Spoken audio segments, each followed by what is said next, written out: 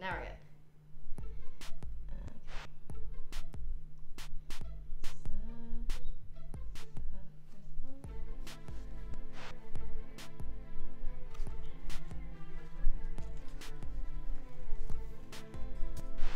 It's a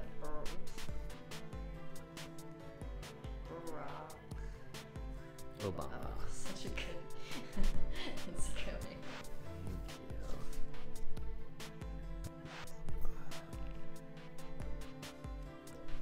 Whoa, excuse me. You're good.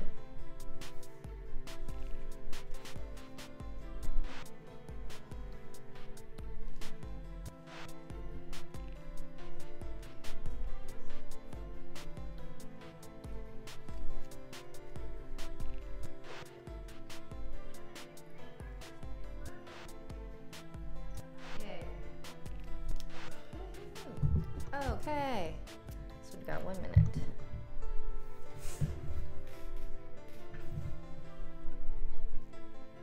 Oh, neat. Twitch chat.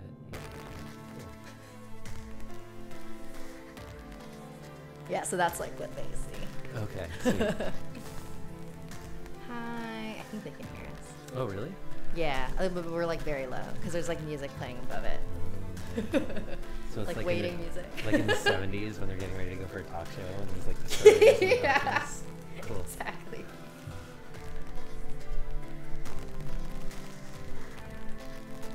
I'm trying to remember if I forgot anything to tell you. I think that's it. Okay. Sweet. Woo! It's really hot in here. I'm sorry. That's all right. I haven't showered in days. I'm sorry. I didn't shower today. Oh, good. I'm so glad. It's important to establish a base of trust. Oh shit, hi, we're live. Hello everybody, welcome to OUIJA Wednesday. I am joined today by Eric Brach. What's up, internet? Let's say hi to the people that are here first. Jaime Aguilera Caballero, Reading Hood 13 Vlogs, TJ True to It, Anna's Not a Savage, Morning Moon, By Sharp. Oh my god, I can't read. Hi, Grace Trepane, Sophia Mitsialis, McLuna92. Thank you guys for joining me. So today we're gonna be talking about Eric's new book. Why don't you first just give a little like spiel, like what's your deal, Eric? Sure, Who are my you? deal, my deal. Yeah, like who are you? I was born a poor black child. Oh my god. Yeah, so I moved to California to pursue a career in creative writing and to teach English. And now I teach English at a school for students who want to become police officers. Oh, so they're interesting. 18, 19, 20 years old. They're trying to get associate's degrees in criminal justice. They all come from the greater LA area, and they're trying to like improve their communities. You know, they have a kid brother, and it's not safe in their neighborhood, and they're doing it for the right reasons. So it's kind of neat. Oh, wait, what school is this? It's through West LA College. Oh, cool. Yeah. How is it? A high school or? Oh, it's a college. You just said it's college. a community college system. Hi. Yeah. Oh, that's cool. Wait, how long have you been doing that? I've been there since 2012. 6 years. Man. Oh wow. Yeah. Congratulations. Thank you. So you love it? I do, and I really love the kids. They really put in a lot of effort. They put in a lot of work. They're not like given anything. Everything they get, they work for, which is really nice. Oh, Yeah. okay. So why don't you tell us a little bit about the book you just wrote? Is it sure. the first one you've written? No, Or- this is my third book, actually. Ooh, okay. Yeah. The first one's a basketball book, and so if you're a basketball junkie, you'll love it, and if you're not, you No. won't. Right? And the second one is Science and Technology. So same deal. If you like read Forbes, you'll love Conquering the Electron by Eric Brach, but if you don't, you won't. Conquering the Electron? Yeah, it's all about the evolution of science and technology together and how you make scientific advances and then you figure out how to bring that business case to market, and like every invention grows on the last one. Oh, Yeah. okay. It was so fun to write. I knew nothing about it before I got into it, and then I learned so much. Oh, wow. Life really is a tapestry of magic. So and then what- this one. Yeah, what inspired you to write this? You know, a couple things. One, probably subconsciously working with the kids I work with and working with the officers I work with. I'm Yeah. around crime, or at least the idea of crime, quite a bit. But also, I'd say more forcefully, it was inspired by finding out that a number of my friends from high school, a number of kids I went to high school with, ended up becoming criminals. How do you find that out? Like in the news? Like through the local newspapers and through the internet and through email chains, through Facebook and stuff. All of us just kind of, talking and say, hey, did you realize that so-and-so grew up to do this thing? It was pretty surreal. And so it got me thinking, how's it that this kid I played Little League with ended up doing this thing? How many other people are out there that are living double lives and perpetrating these crime sprees in their own hometowns under everybody's noses? And that was what got me started doing research. Oh my God. Yeah. I love it. Well, like usually we talk about like paranormal kind of shit, but like true crime, serial killer stuff is also like very pertinent to this stream. So how long did it take you to research for this? Or like how long did it take you to Sure. it? Probably a little over 2 years from conception to completion. Yeah, right up until the month before it got printed, I was making last-minute changes. Oh, wow. Yeah, which you're not supposed to be allowed to do, but I did because who's going to tell me no? My name's on the cover. It's your book, damn it. Right? You want to start this stream at 7:11? Is anyone going to be like, no, you have to wait 4 minutes? No, they are not. Exactly. So where did you find the stories? Like just all over the place? Or like, yeah, I've really put an effort to try to find big cities, small towns, geographically diverse all over America. Have my criminals that I profiled be white, black, Asian, Hispanic, be male, female, whatever. Really trying to capture everybody because it really kind of underscores the idea that this could be anybody. And there's all sorts of people, hopefully not most people, but there's all sorts of people who kind of live these secret and criminal double lives. Oh my God. Did you include any of your the people that you knew in there, or is that too? I did. Did you change their name for privacy reasons? I did. I ended up, as I was writing the book, a number of my friends ended up dying from opioid overdoses. Ooh. And it made me realize that there's this other kind of double life too. There's the criminals who are hurting other people with their double lives. And then there's the people who hurt themselves with their double lives. So as I was writing, and I included this in the book, I kind of went through this saga of explaining what it's like to realize that one of your close friends is living a double life that and ultimately ends in his death. Yeah. So I ended up writing that in. The week the book came out, with a friend who I spent a lot of time profiling, his dad actually Facebooked me and kind of gave me a little hat tip, which really made me feel a lot better about myself. Oh, wow. Because it was kind of cathartic to go through this. I don't think I treated his addiction as well as I could have. So it was really nice that his dad reached out and said, thank you. So he read it. He did. I didn't tell him about it, but he bought it and read it. And wow. Okay. Well, full disclosure, I have not read it yet. I'm fine. So sorry. Because, I usually read audiobooks through Audible. That's why I was asking, when's it going to be an audiobook? Because, I just don't have the time for, a physical thing. But, wait, is it going to be an audiobook? It is. The rights have already been sold. It's already been in production. The release date, I don't know. We're hoping for before Christmas. But, that's kind of beyond the pale. I'm sitting in this beautiful studio, and I just think, wow, it takes so much to actually produce something like that. So hopefully soon, knock on wood. But don't feel bad that you haven't read it. You're in the majority of Americans who have not yet read this book. All of you, internet, you're doing great. And if you guys have any questions for Eric throughout the stream, please just put it in the chat. Let me read it real quick in case we missed any. Sure. No, okay. What's Team Extreme? That's my friend Dan. Hi, Dan. Dan. Sorry. I think you're asking the most pertinent question of all. I would say my beer, it doesn't seem to be listed, but I have to imagine it's around 5.0. Standard beer. Yeah. Mine's 6.7. Oh, mine's 6.0. All right, there we go. Okay. I went to a great place last night. For any of you who are in LA, Southland Beer Company. Wonderful. What? I've never heard of it. It's on 8th and Western, and all they do is pour small batch beers, and it's just delightful. Tip of the hat, Southland Brewing Company. Oh, I've never heard of it. Is it new? Great. It's pretty new. It's in a strip mall and tucked away kind of in the sides. You can't even see it from the street. Oh, okay. Yeah, but this is so good. I walked all the way there. It was a 2-mile walk there, 2-mile walk back. Didn't even mind. Oh, wow. Breezed right by.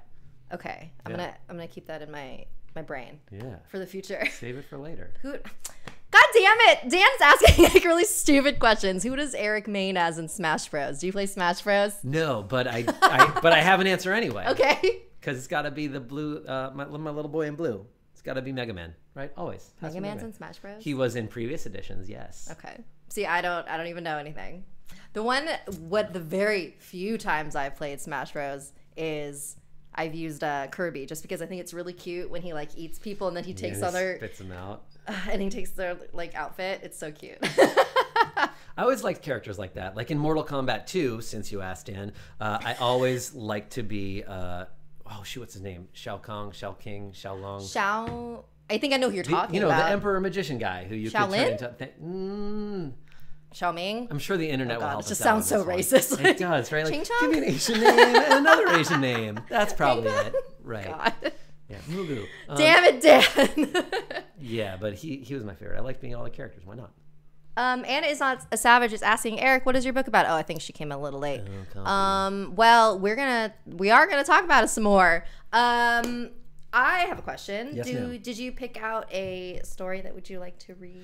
So I did. I decided an entire story would probably be too much. I tried to make it super edible little chunks. Like each story is 8 or 9 pages. So you read 10 minutes before you go to bed, have some good nightmares, put it down, wake up, read some more the next day. So you don't have to fly through it all at once. Super digestible.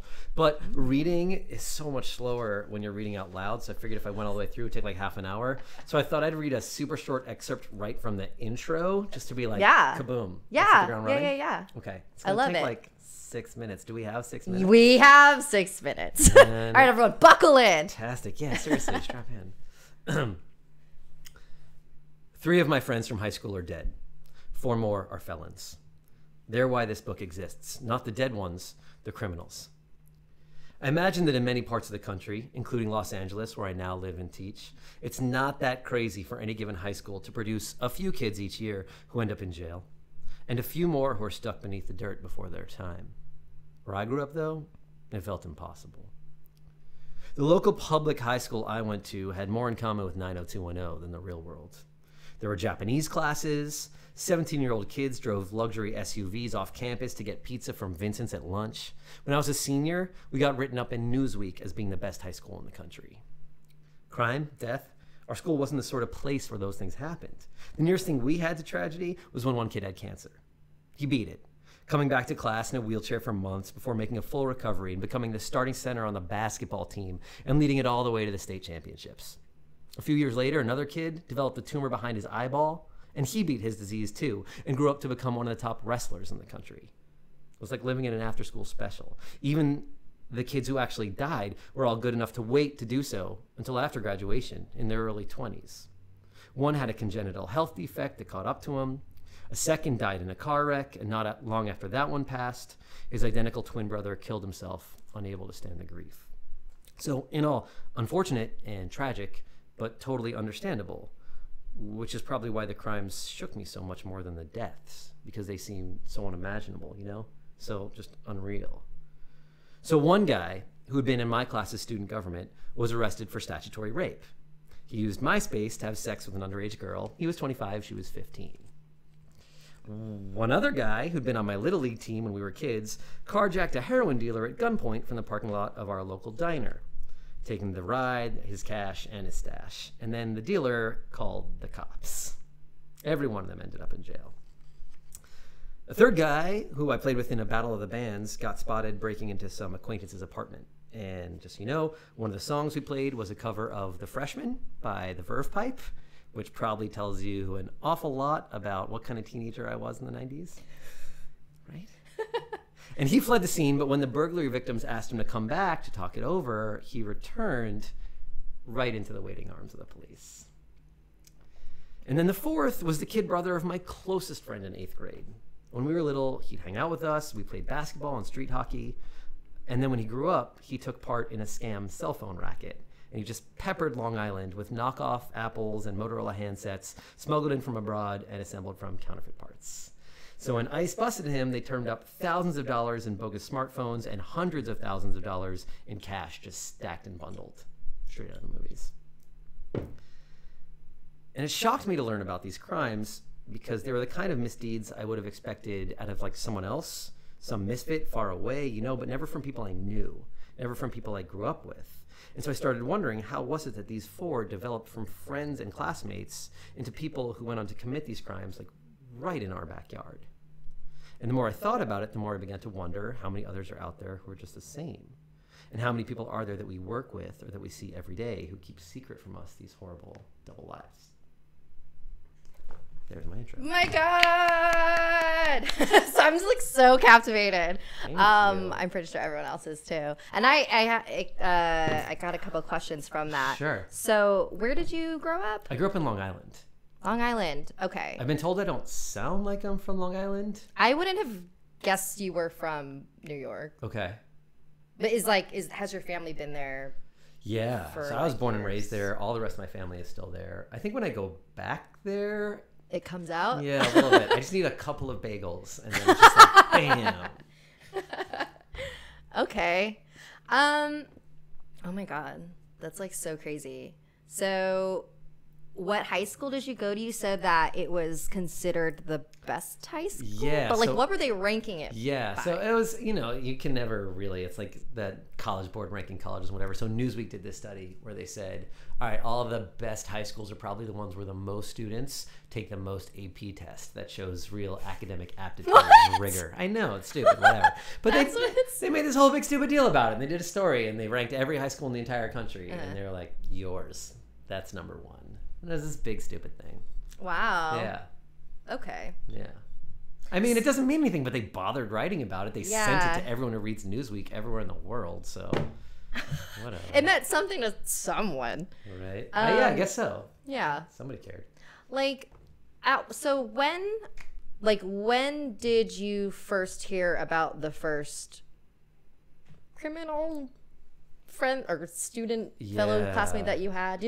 Wow, I did not phrase that question. Yeah, within the last few years, probably around 5 years ago, my friends and I started, realizing that things were, and we'd always kind of known growing up in Long Island that things were kind of, in some ways, papered over, right? You always have to put on a good face, whatever. But I think thanks to the power of just like the Internet of Things and more things becoming available, that we started to realize, oh man, did you see this about this person? This person did this crime, and they wrote about it in the newspaper, or they're listed on a sex offenders registry, or whatever, and it started becoming available. Yeah. Oh wow. But then, so the criminals I wrote about, I mean, some are really recent, some are living and in jail now. One of them lives like 20 miles from us. And then some of them are as old as the 1930s. The biggest school killer in history. It wasn't Sandy Hook. It wasn't Columbine. It was some crazy dude in Michigan in the 1930s. And so that was something I found about. He blew up an entire school. Whoa. Over taxes.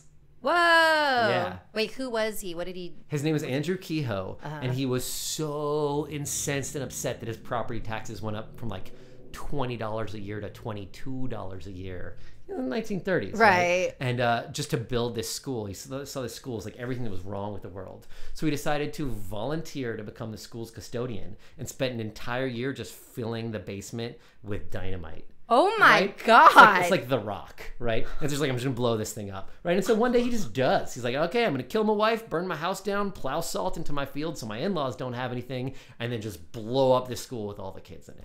Did he kill himself in the process? Yeah, absolutely. So he was at the school when it happened. Actually, even better. He blew up the school, and then everyone went to the school to see, oh my God, what happened? What do we need to do? Yeah. And then he found the school superintendent who like beat him in the local election, standing next to his car. And he packed his own car full of explosives too. So he was like, hey, cool, check this out. Took a rifle, shot at his car, blowing up himself and the school superintendent, just going down in a blaze of infamy and horror. I've never heard of this, and this sounds like the worst thing I've ever heard in my life. It's so terrible. For decades, people were walking around that town just deformed. They were hurt in the blast, but not killed. And so people knew, oh, that's not World War I. That's Andrew Kehoe. Kids would go to bed at night saying the prayers, God bless everyone in the whole world except Andrew Kehoe. Yeah. How old was he? He was in his 40s. Oh, wow. Yeah. Fuck, dude. Did any of you guys know about this shit? And you said it was Michigan? Michigan, yeah. Bath Township, Michigan. Small town not far from East Lansing. How do you spell Kehoe? Kehoe. Okay, I'm gonna look this guy up because that's crazy. Yeah. Why do you think that that's not more well known? I don't know, it's the 1930s. If you really want to know about things like that, you have to do your work. If you really want to research this kind of thing, you have to go find defunct newspapers. You have to go find old handwritten journals and diaries, right? Most of the people who were alive when this happened, this is before World War II. They're all dead now, right? There aren't really people still living who were there. So, yeah.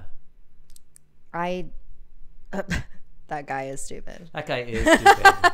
It's Liz. I agree with you.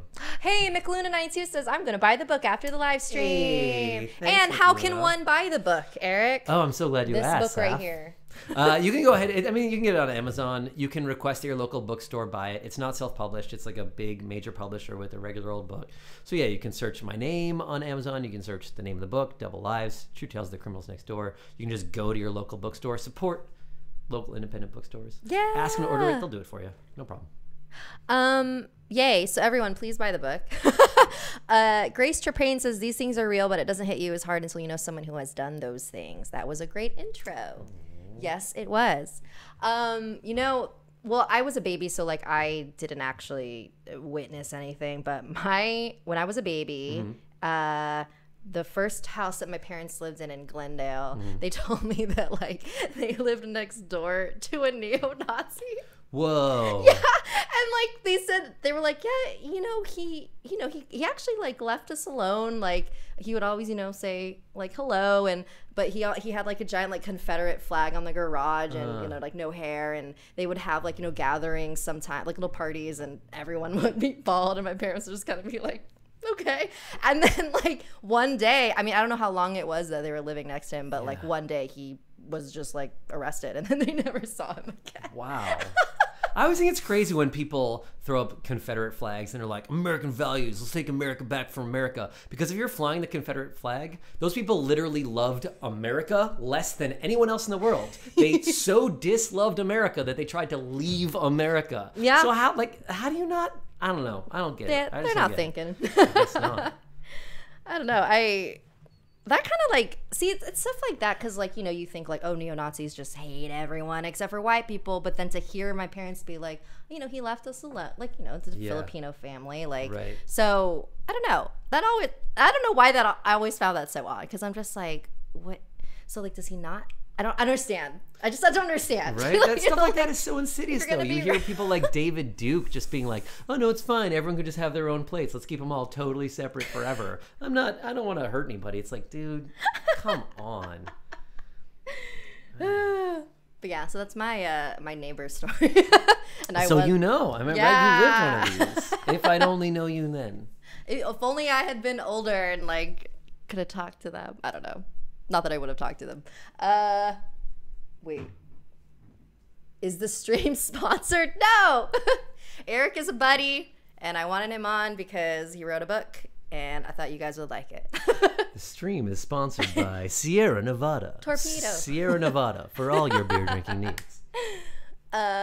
Wait, what? Another shout out to our other sponsor, Sierra Nevada. Oh, they're both Sierra Nevada. They are. I just went with Oktoberfest. Nice. IPAs are too piney for me. They are. But I like this one because it's like a little fruitier. Oh, nice.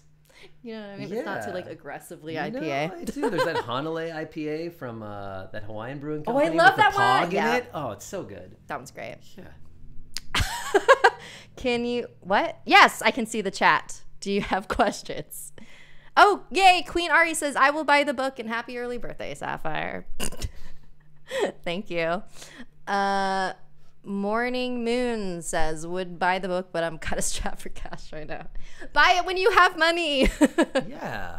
There's Max no out rush. your 401k, wait 4 or 5 years. It's printed, right? It's not going to change. Then you buy it then. You'll be fine. Yeah. Have a good old time. Oh, hi, Clockwork Pigeon. Or Morning Moon, just go to the library, man. Or woman. Is it going to be at go the to library? your local public library. Of course, all you got to do is ask a librarian for a book. Libraries love fulfilling people's requests. They have money to buy books, and they don't know what people want to take out. Ask your librarian, hey, will you buy this book for me? They will, and then you can take it out there. What? Free. I didn't know that. Yeah, absolutely. Oh, my God. Okay. Yeah. You know, you can also rent audiobooks, which I find weird. Oh, I did not know that. The thing, because like when I first heard about it, I'm like, oh, that's awesome, because Yeah. I love audiobooks. And then when Sure. I went to look at it, like I think I was trying to rent or borrow The Disaster Artist, and then I Okay. looked and it was like wait time is like 30 days, and I was Yeah. like, what? Like, so they only release like a few copies, which is so wild to me, just because like it's digital. Right. Like there's no like limited amount, but I guess they do it to make it feel like to have some sort of restriction. Otherwise, it's Sure. just chaos Otherwise, it's on just the like, internet. let's put it up on Napster. Yeah, exactly. Right? But hey, yeah.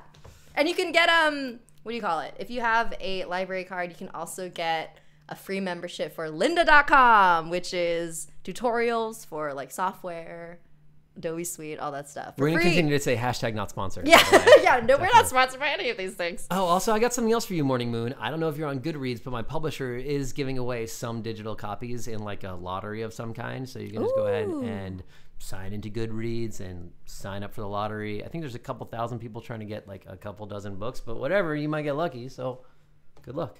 What is Goodreads? Goodreads is like a review site of books for book nerds. So it's like Yelp if Yelp was only about books.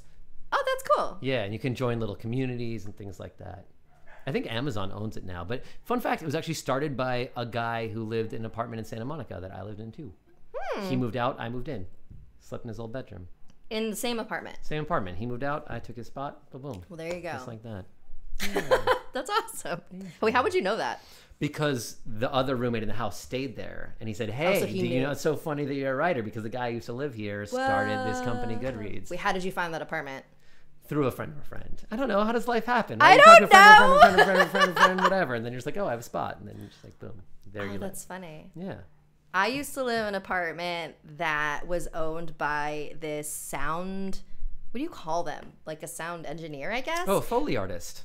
Yeah, he was a Foley artist and then just like a recorder, like had people like whatever. So he customized the apartment so it had a little like VO booth. It had a Foley stage. Oh, cool. And it had like a recording control room that was like my roommate's room, and like the whole apartment was soundproof. Cool. We had drums, like a full piano, like all these instruments. It was like the coolest apartment. And apparently that VO booth, like what's his face, Mark Hamill used to do like ADR sessions there, and I was just like, what? Where am I? So great. It was cool. We tried to do that with our garage when we used to have that band, but like, Wait, soundproof it? turns out that it doesn't work to just put up egg grates. I was like saving my egg cartons. I was like, I'm eating so many eggs. This is only going to take 75,000 years. And then, yeah. It's like really hard to soundproof something. Yeah. I don't know. And I want to soundproof this just because every time I do any recording of any kind, all the cars in the world want to drive by. Yeah. Plus, we got those adorable dogs, and they want to be heard.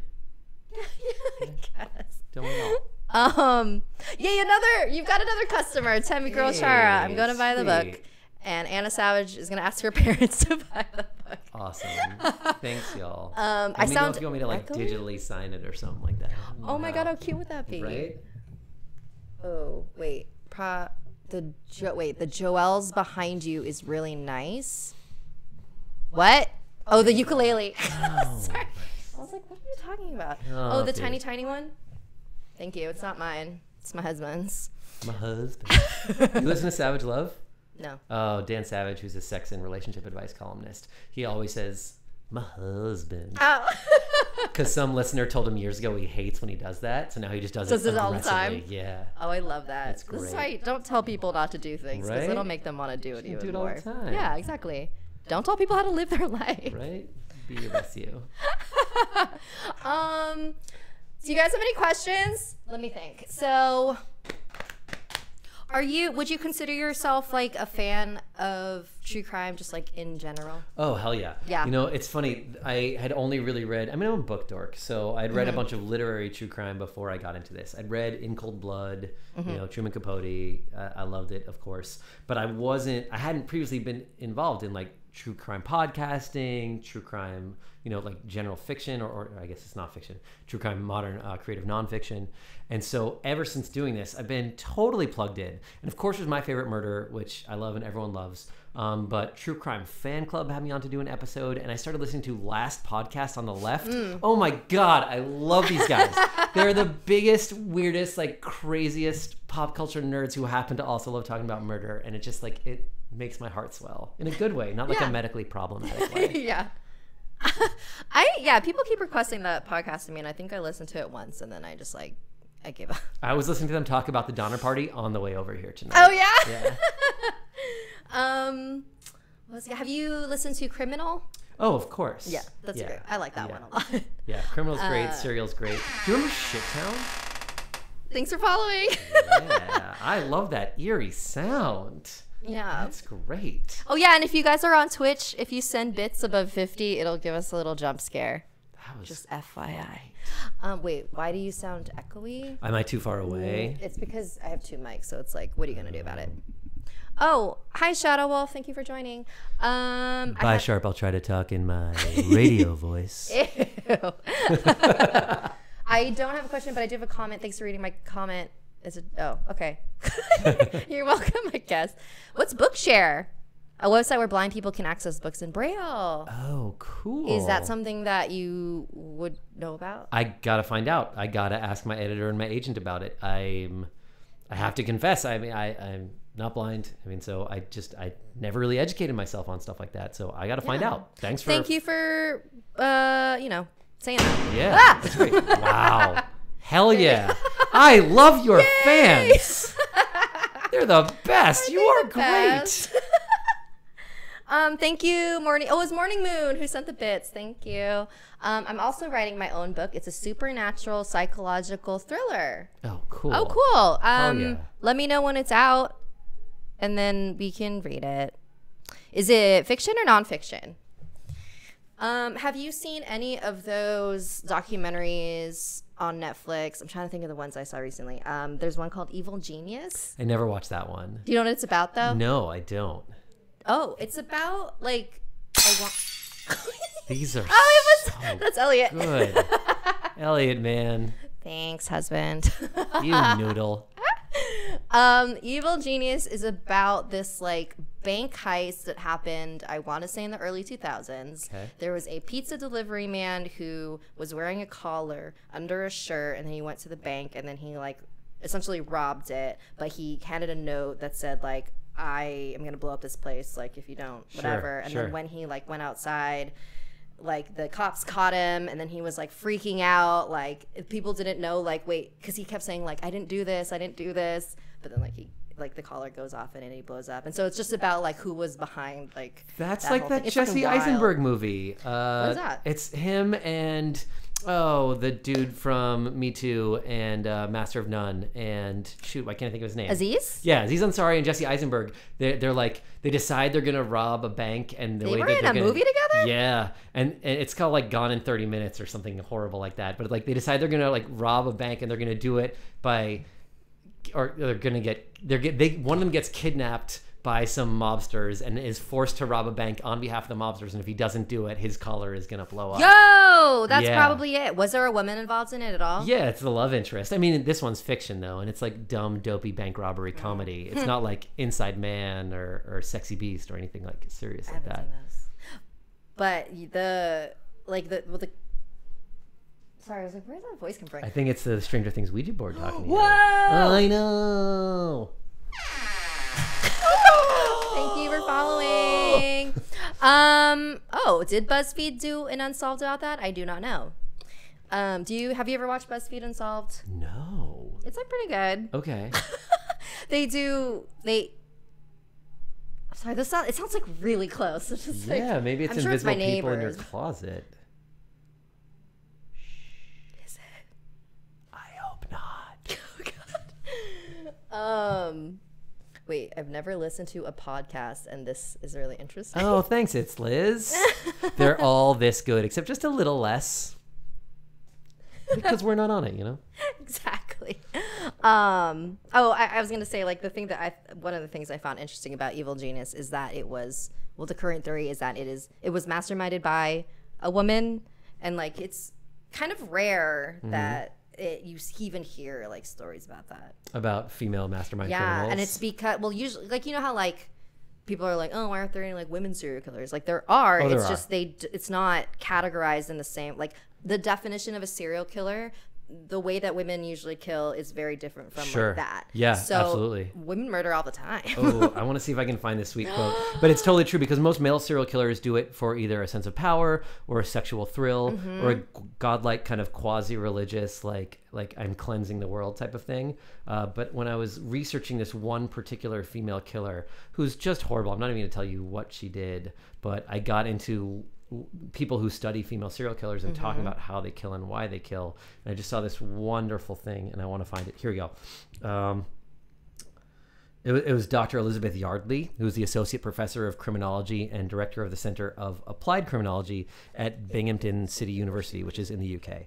Okay. So she pointed out that this one particular woman, she kills someone she's only casually acquainted with. She kills for profit, which is very rare for females. So that to her exhibits about this character the characteristics of a serial killer. Like, very few women kill for money or for sport. Usually it's much more either like a self-defense or because they want to exert kind of power in like a familial setting, like the woman who drove her car into a lake and things like that. But to kill for purely profit motives, it's very rare. Yeah. But was she a repeat offender? Yeah, she was, this one. Okay. Yeah. Actually, I'll tell you what she did. This woman, her MO, she was a home healthcare nurse. So what she would do is she would steal blank checks from the older ladies that she would take care of, and she would just start cashing them out to herself, basically. Oh, and just taking advantage of old people. And then if the women caught her, if the old ladies caught her, she'd just like drown them in a tub and be like, oh, they like, drowned, they're old. Yeah. Yo, that kind of reminds me of, sorry, I just got really loud. This one story, like one episode I did for my show, Something Scary, a kid from Canada sent me this story. If you guys have seen this episode, you probably already heard this, but I'll repeat it because it's so good. This kid named Mitchell, he's like 12 at the time of the story. His mom like just got out of a relationship, and so she started dating, or she was set up on a blind date with this woman named Elizabeth. And like the kid... Mitchell had always thought that Elizabeth was kind of weird from the beginning. Like, she kind of just, like, one thing was like the way she dressed was like really bad. Okay. She just seemed a little bit off, and he didn't really fully understand why. And so one day, like, they were only dating for like a couple weeks or something, but his mom was like, dating in the 1970s or dating in the 2010s? This is recent. Got it. So this is like swipe right era. So dating a couple of weeks, they've definitely boned. Yes. Okay. Yes. Got it. Yeah. Copy. But good to know. She was like, she's gonna come with us to this wedding. So they drive up, and like he said that like Elizabeth was wearing this tie-dye shirt and basketball shorts, like you do, to a wedding. Sure, of course. Like that kind of weird, right? That's what I wore to your wedding. Yeah. Exactly. So sorry, I totally forgot to mention that Mitchell is deathly allergic, not deathly, but pretty allergic to shrimp and seafood. No, I'm sorry, peanuts. Shellfish. Peanuts. Sorry, I'm messing up the shrimp story. Peanuts, it's been a while. Shrimp peanuts. Shrimp peanuts, you know, that's a thing. So they go to the wedding, and then, he's hungry, and he's looking around, and then he sees shrimp, and he's like, oh, awesome, I love shrimp. So he's about to like scoop it, and then his mom leans over, and she's like, sweetie, you actually can't eat that because they told me that they cooked it in peanut oil. So just make sure you don't eat that. Sure. And he's like, okay. So he goes to his seat, and he's like, well, crap, like, what am I going to eat? Sure. And then Elizabeth comes over, and she has like a plate full of shrimp. And she's like, hey, they actually made a special batch without peanut oil just for you. And he was like, okay. And he kind of looks around for his mom just to see, like, where she's at her room, but he couldn't like see her. And he's like, oh, I guess it's fine. So then he ate one, and everything was fine. Then he ate more and more. And then his throat started swelling up, and he was like, he couldn't breathe. And his mom like was nowhere nearby. But then like after like a couple of minutes, like she sees him, runs over, and they call the ambulance, and then they head to the hospital. And then like while they're in the hospital, he says that like, the mom is like, why did you like not listen to me? Right. I told you not to eat it. It's cooked with peanut oil. Sure. And he was like, Elizabeth told me that it was fine. And then his mom like looked over at her, and she was like, oh, he's just drowsy from all the medication. He doesn't know like what he's saying. And so the mom she broke up with Elizabeth pretty soon after that because she was like, she kind of like figured out what was going on. And then a couple years later, they're watching the news, and they see a story about this woman who was working as a, what do you call it, like in hospice or something, like one of those nurses who like is at the old people's home, and she was like lethally injecting all these old people just one after another. Angel of deathing it. Yeah.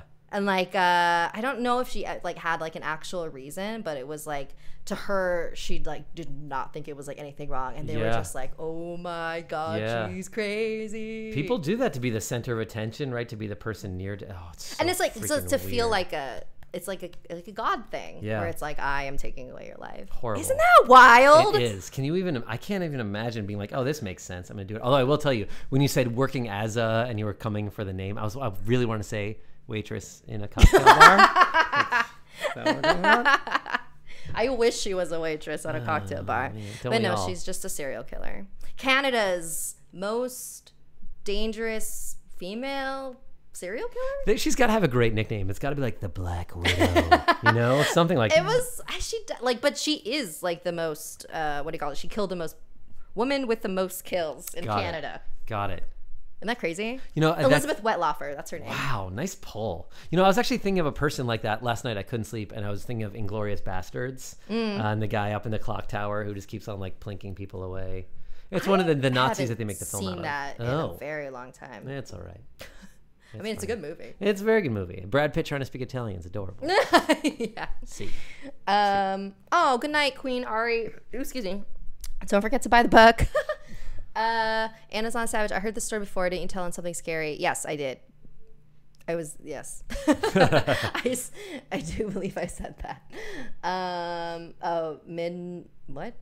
Morning. I love it. It's so cool. It's fiction, but I'm trying to decide if it should be a regular book or a graphic novel. I'm so impressed by people who have the artistic skills to do things like graphic novels. So I teach college English, obviously, and I make my students read Mouse, the graphic nonfiction book about the Holocaust. Oh, I think we have it. Oh, it's so and I've never read it good. because I didn't know it was about that. Yeah. Okay, I'm gonna go read it now. And so I mean, words are easy for me, but I have zero spatial or artistic abilities at all. So whenever I see people who can pull stuff like that off, I'm just so impressed. Me too. It's like, because it's not even just writing. Like, you have to think about like the composition, the way that like everything is like arranged to like guide your eye. That's how Sapphire, you are one of those people. You are so unbelievably artistic. What are you talking about? Like, I can't. Like, that's a lot. Like, graphic novels are a lot. All right. That's like a way too much I've seen work. lots and lots of your sketches and drawings and art, and I'm just like, wow, this person's unbelievable at this. And you're just like, I love people who can do art. I'm like, I bet you do. I feel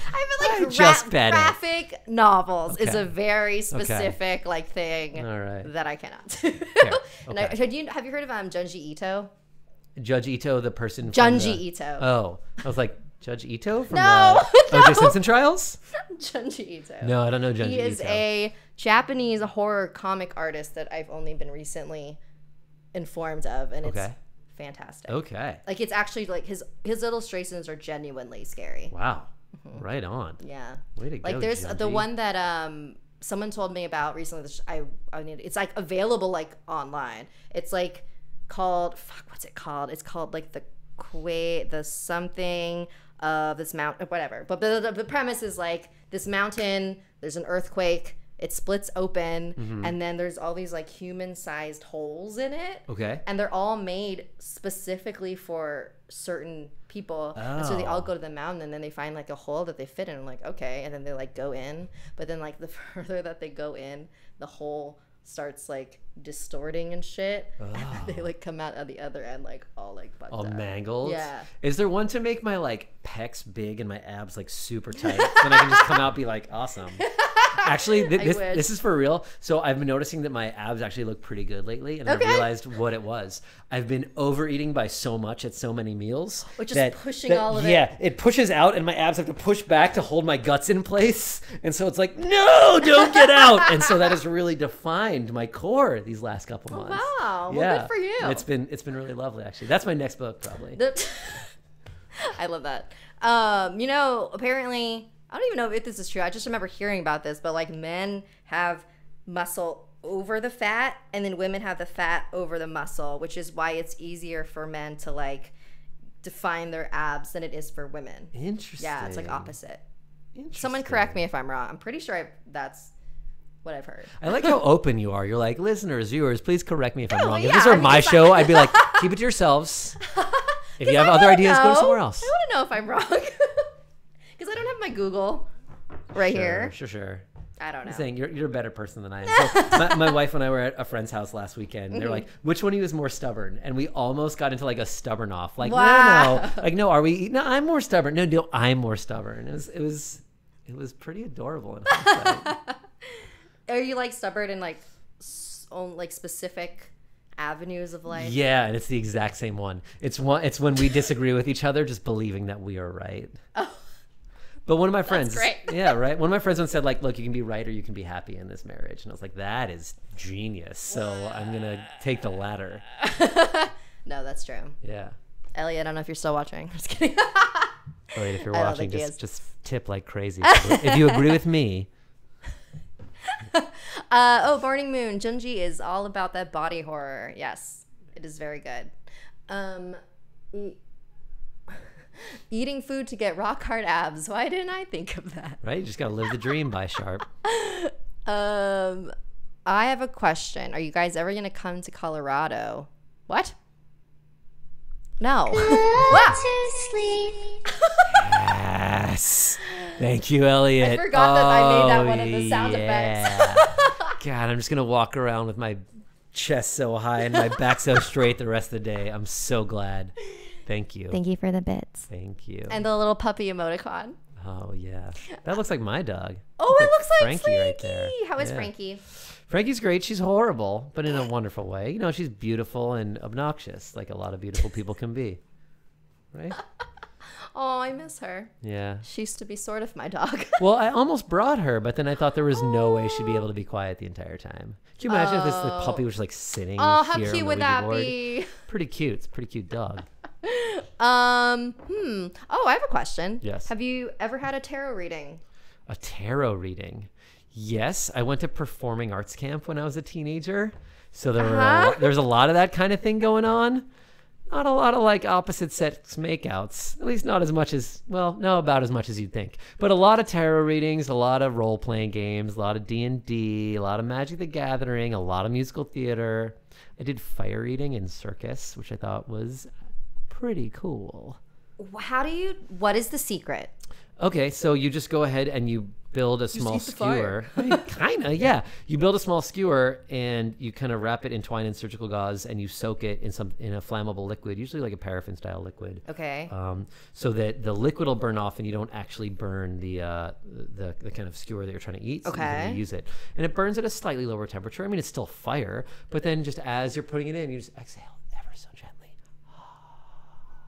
So the fire stays at your lip level and above, because if you swallow it, then you're in real trouble. But as long as you exhale the entire time you're eating the fire, you're good. So you're blowing it out as it's going in. Ever so gently. So you can actually have it lit in your mouth, but as long as you're exhaling, it's not coming in and you're Right. okay. Think about like 'Cause the the second base you- of a fire, right? Yeah, as soon as you inhale, you're in trouble. You're dead. But like the underside of a fire, like before the combustion happens, you're okay.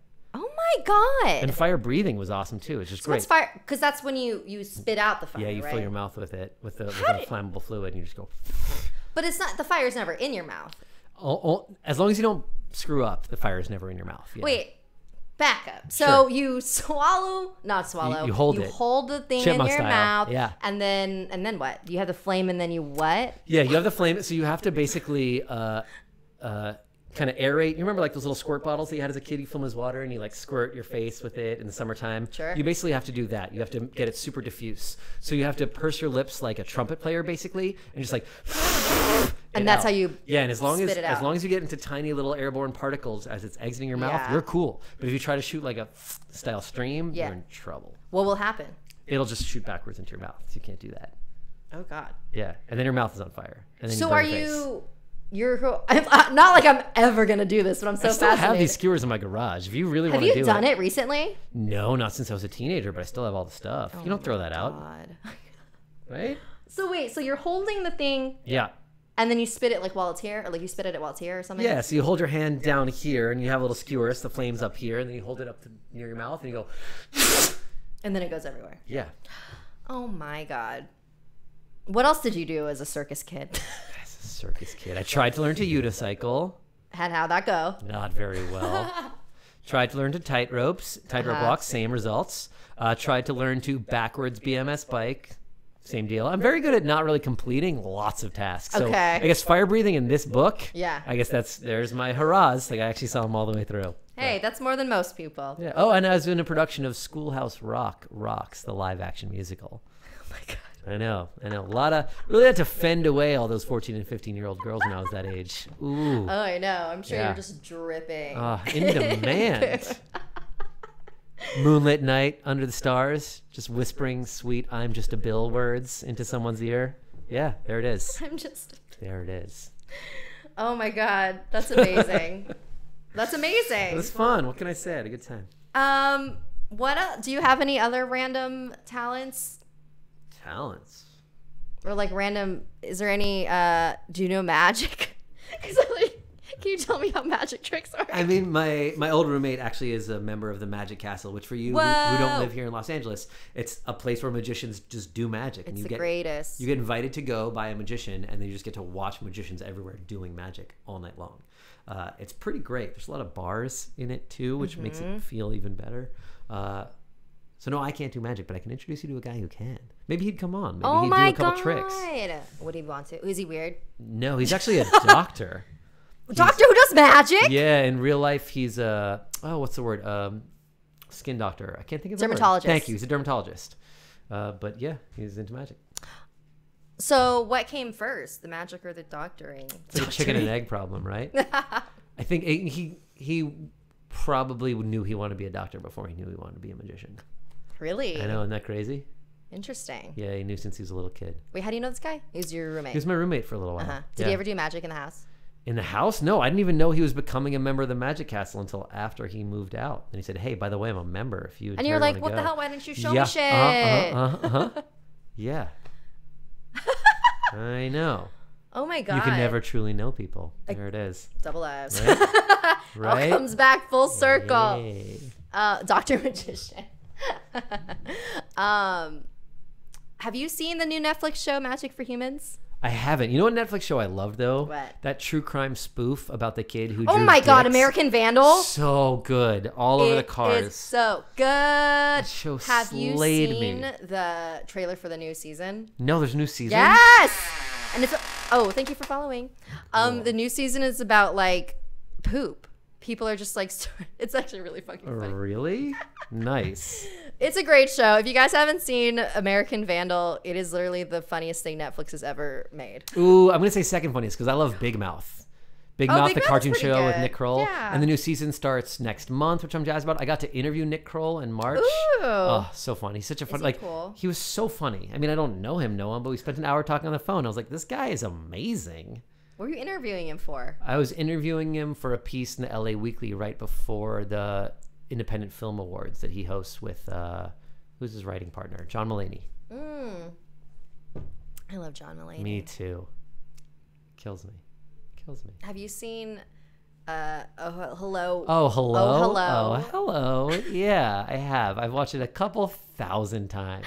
I think it's so funny. So many people hate it. I know, right? You can't feel nothing. You either are going to love it. You have or to you're feel like- something. Yeah, or you're going to just think they're insufferable. But have you guys heard of Mike? Can you read that? Mike Kroll? Mike Kroll? He made a really nice song that I like. No, I don't know. Mike Kroll. No, I don't even know what song you meaning of. Where? Maybe it goes like, Mike Kroll, my name is Mike Kroll. Did I get it? That's probably it. That By Sharp, is that it? Did I nail it? My name is Mike Kroll. Oh, it's like Michael, but like Mike Kroll. Yeah, that makes sense. Like how Steve Brule would say it. Right. Mike Kroll. Rolls-Royce. Good night, Queen Ari. Sapphire and Eric, have you seen 47 Meters Down? Is that the one with Mandy Moore? Because I know how it ends and I heard it's awful. Oh, speaking of knowing how it ends, my sister found out how Tully ends before she got to see Tully. And she Is that the one with Charlize Theron? Yes. Have you seen it? No. Oh, man, it's so good. Oh, yeah? And it's totally relevant to Ouija Wednesdays, and I can't tell you why, but you should definitely watch it. Okay. Yeah. Oh my God, I'm very excited now. Yeah, When does it come it's out? Great. It's out. Oh. I mean, it's Netflixable anyway. It's on Netflix? Yeah, I think it came out maybe in the springtime because I just watched it. Or if it's not on Netflix, it's What? on Hulu or on Amazon something. Prime or something. Okay. Something that I can sit on my couch and watch it at night without going on Is the it Chinese scary? bootleg internet. No, it's not scary, but it's freaky. A little bit. Okay. Yeah. Yeah. All right, I need a new freaky movie to watch. Yeah. And fun. Freaky, light and freaky fun. Okay. Yeah. Have you seen? Because I just saw it this weekend. Have you seen Searching? No, I highly recommend. haven't seen Searching. It's very good. It's a thriller. Have you seen the trailer for it? I watched the trailer last night, actually. I was trying to think of what to do. It's so good. I was home a lot of the day, and my wife said, take yourself out to a movie. And I went to see what movies were out. And I was like, oh, maybe I should see Searching starring John Cho. What did you end up watching? I didn't end up taking myself out to the movies. I know. I got to treat myself. I got to go to like a day spa. Treat yourself. Yeah. D-A-I-Y-E, day. What? I have a feeling every time you stream, you mention Netflix. Yeah. I mean, don't you just talk about Netflix all the time in life? Yeah, right? Netflix is sadly not. Oh, thank you for hosting. Someone's hosting. What time is it? Oh, we're coming up on at the end. Are we? Well, before the show ends, I want to give you this gift that I brought. Oh my God. So I brought a gift. If you guys have any questions, get it now. Brought a gift for Sapphire. You can see on the box it says, well, maybe you can't. Oh It just my says God, I have a Sapphire. gift. But anyway, I want you to have this. Can I open it now? Yes, please do. I got it just for you. Oh my God. Oh my God, I'm so nervous. What if I hate it? I'm just kidding. If you hate it, you can just throw it at my face. I hope you like it. I love it so much. Isn't that the best feeling when someone This likes is a gift you give them? Amazing. Oh, you're so nervous. You're like, are they going to hate it? You guys. I'm like going to cry. This is like so cool. It's a mug and it says, New Moon, who dis? And it has a little like planchette. There aren't that many OUIJA coffee cups in the world, so I only had some options to choose from, but I thought that was the best one. Thank you so much. Of course. You like did not have to do this. Well, I wanted to. I'm glad you like it. I'm just gonna sit here and cry. Okay. That's what Queen Ari thought you were doing, so you were right. Thank you seriously, thank you. This is so great. Can't wait to show Elliot. We have some questions. Why is it some religious people believe in ghosts while others think that they're demons trying to punish people for attempting to contact the dead? What? I don't know how to answer that. Why Stranger Things is a Netflix exclusive after all. You guys think this is sponsored by Netflix because I have a Stranger Things Oh, that actually makes a lot of sense. That's why you always like work in the slide deal Netflix references. You know what though? I have noticed, maybe I'm crazy, but I feel like whenever I watch a Netflix special, usually a comedy special, they freaking mention something about Netflix at some point. Like they reference a Netflix show, whatever, every single time. You will now notice. Do you watch a lot of comedy specials? Yeah, I was watching the Bill Burr comedy special this morning, Walk Yourself Out. Is it in Netflix? It is, yeah. Did he reference a Netflix show in it? Oh man, I wasn't paying attention. I didn't have my things on, you know? It was all just getting in subconsciously. You know what I notice when I am watching a Netflix comedy special? That it goes down so much smoother with a Sierra Nevada beer. Yes. Sierra Nevada really makes those Netflix comedy specials go down that much better, don't they? Oh man, my favorite is the Tropical Torpedo. That came off natural, right? Yeah. Good. Give us our money now. Just kidding. Oh wait, Sapphire. I'm looking for more scary story. I don't know. Why I'm doing this like. I know, right? Like a Girl Scout. Like I am looking for more scary stories to read. Can you recommend any favorites of yours? Scary stories? You mean like books? Well, she didn't ask me, but I have some answers. Yeah. So when I was in my teens and also in my 20s and also now, I would read the old-timey Stephen King short stories, not the full-length books. The short stories blow my freaking mind. Nightmares and Dreamscapes came out in the 90s, like 20 or 30 short stories in it. Night Shift came out in the 70s. All short stories. Every one of them is just a banger. So yeah, if you don't need 600 pages of like The Shining to get your brain to leak out of your ears. Right. Pick up an old Stephen King short story compendium, not the new ones with like 4 and they're each 100 pages. Get an old-timey one. Oh, it's like just little nice. Yeah, they're all like ones. 10-page nuggets. See, that's my jam. Oh, man. I like, because I personally feel like horror works best in short form. Of course. Because like if you can't really drag on suspense that long. Yeah, you can't make it take a month and be like, oh, remember the pizza guy from page 20. And then you're like, what? Yeah, it doesn't matter. Yeah, you need short scares. Absolutely. Can I also recommend my show? Like obviously you guys probably already watch it. You may not be watching this show, but this show. I can't. Where else would you get scary stories? There is one. I don't know. I feel like ever since I started doing something scary, I've stopped listening to the podcasts I used to and watching stuff. Mostly because like it's just I can't use them for my show, so that I feel like I don't even want it. You don't want to let them in brain. there. Yeah. Right, yeah. And then it's just like too much. My life is already researching that shit, so I'm just like, okay. Sure. The Oval Portrait is a good example of a short, scary story. Do you know what that is? I don't know the Oval Portrait. If it has anything to do with the Oval Office and who's in it, I would agree. Oh my God. It's a depressingly long, scary story. I know, it's too long. That story needs to end. Soon enough. The Shining is a great 3-hour movie. You know, I agree and disagree, Anna. Like, I mean, you're right. It's a great 3-hour movie. It's just the fact that it takes 3 hours. When I watched it last year, actually, I realized this is so old-timey in its pacing. If they made The Shining now, it would be an hour, 45 minutes tight. And right now, I mean, as it is, it was the 70s. They could stretch it out, take as long as they wanted, but it wasn't always a suspenseful stretch. Sometimes it was just like 1970s movie-making stretch. Yeah. I'm not saying I want a remake. I do not want a remake. Just saying. It's by Edgar Allan Poe. Oh. Yeah, Poe is great for those short, creepy ones. Absolutely. So, Sapphire, have you seen The Nun yet? I have not. I heard mixed things because like I looked at the reviews online and like it looked like people were like, it's, just a stupid jump scare movie. Yeah. But then my cousins are like, it's pretty fun. It's like if you like the Conjuring universe, you'll like it. And I do like the Conjuring universe, so I guess I'll go see it. I'm such a wee lamb when it comes to scary movies. Really? Scary books, I have no problem. Scary movies, like I watch The Sixth Sense now, and I'm like, are you serious? Yeah, I am a tender veal. Why do you think books are easier than movies? Is it because you control the visuals in your head? Maybe, yeah. Although the book scares last with me way longer than the movie scares do. Like the movie scare is scary while I'm watching it, and then afterwards I'm like, let's go eat some eggs. And then like scary stories, just like, oh, I'm thinking about that for a while. Yeah, but I don't know. Maybe it's that. Maybe it's the visuals controlled by someone else. I don't know. And I loved them as a kid. What is because I have been on the hunt for a movie to like, and this sounds so fucked up, but like I can't remember the last time a movie like really messed me up. Sure. And I'm like I need that. But like, is there a book that really like messed you up? You're talking in terms of fright or just in terms of? I mean, in any like a book that really like stuck with you where you couldn't stop thinking about it. Oh yeah, I know exactly what book I'm thinking about. As long as it doesn't have to be scary, I have the answer for you. Okay. It's called City of Thieves. It's by David Benioff, who went on to now executive produce the Game of Thrones on HBO. Okay. And I don't watch it. It was really? What is the Game of Thrones? You're the opposite of number of people who have read my book. It's like, like I know, I'm just saying, because almost everyone in the world has never heard of this book.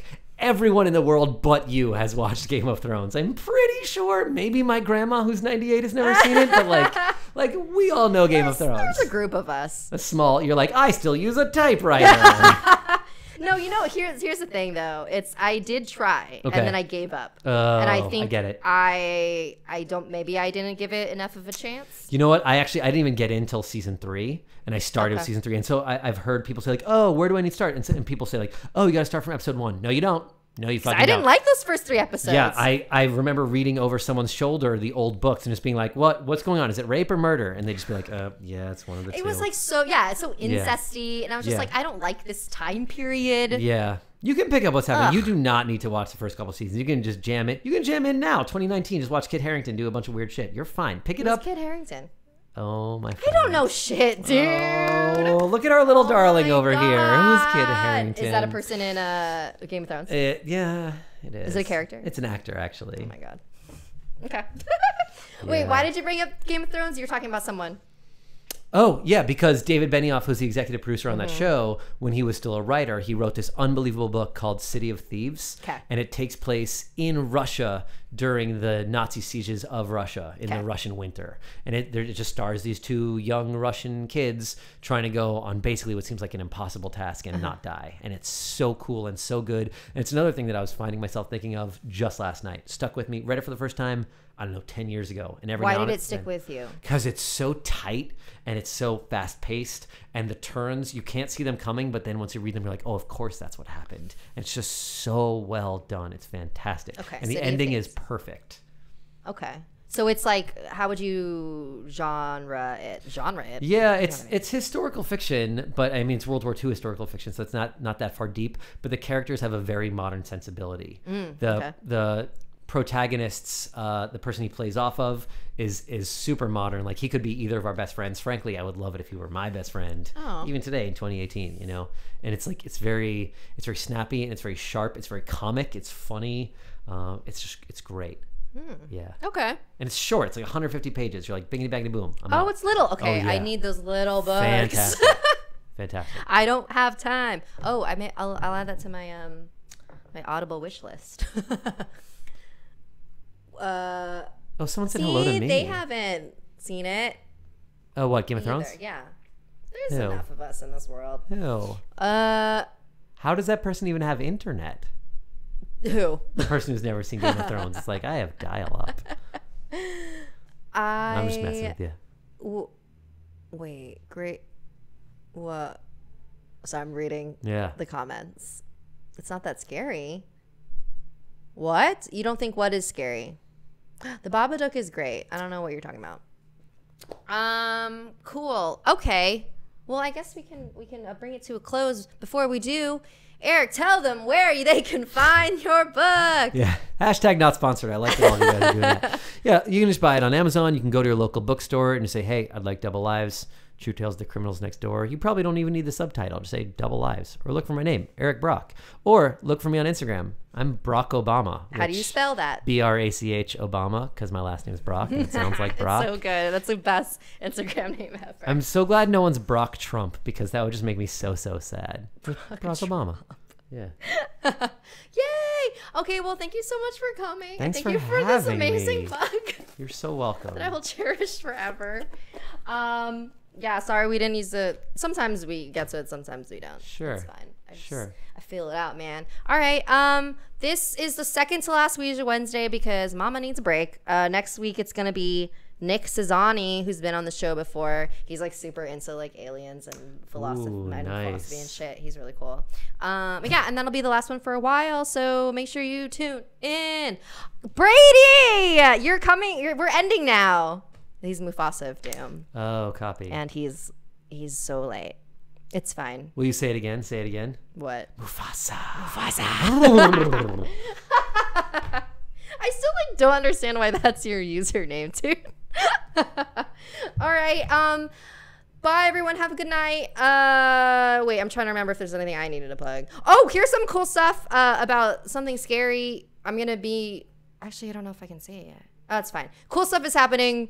Pay attention in the next month. That's it. That's a teaser. All right. Bye, guys. Thanks, everybody.